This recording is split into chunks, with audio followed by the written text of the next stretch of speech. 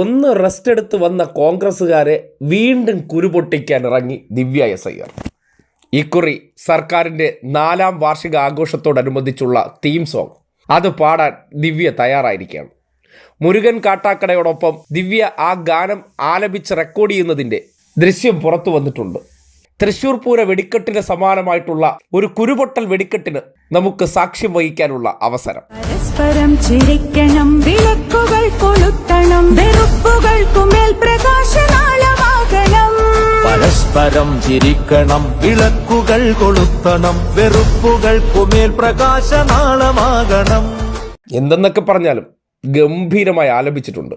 നല്ല വരികളും. അതിൻ്റെ ഡീറ്റെയിൽസ് കൂടുതൽ കളക്ട് ചെയ്തില്ല. ഇങ്ങനെ ഒരു ദൃശ്യം കണ്ടപ്പോൾ സ്വാഭാവികമായിട്ടും അതിനെ നാട്ടുകാർക്ക് ഷെയർ ചെയ്ത് ഒന്ന് കാണിക്കേണ്ടതുണ്ട് എന്ന് തോന്നി. കാര്യം ദിവ്യ എസ് അയ്യരോട് എത്രമാത്രം കോൺഗ്രസ്സുകാർ ഉടവാളെടുത്ത് അറഞ്ഞു തുള്ളുന്നോ അത്രയും തീവ്രതയിലുള്ള തിരിച്ചടികളാണ് ദിവ്യ തിരിച്ചു കൊടുക്കുന്നത്. ഒരുമാതിരി പാകിസ്ഥാൻ ക്യാമ്പിലേക്ക് ഇന്ത്യ ബോംബിടുന്നത് പോലെയാണ് ഓരോരോ ബോംബുകൾ ദിവ്യ വർഷിച്ചു കൊടുക്കുന്നത്. കോൺഗ്രസ് ചിഹ്ന ഭിന്നമായി പോവുകയാണ്. പിണറായിയെ പിന്തുണയ്ക്കുന്നതിൻ്റെ പേരിലും പ്രകീർത്തിക്കുന്നതിൻ്റെ പേരിലും പലകുറി പല രീതിയിൽ അറ്റാക്ക് ചെയ്തെങ്കിലും ആ അറ്റാക്കൊന്നും ഏൽക്കുന്നില്ല.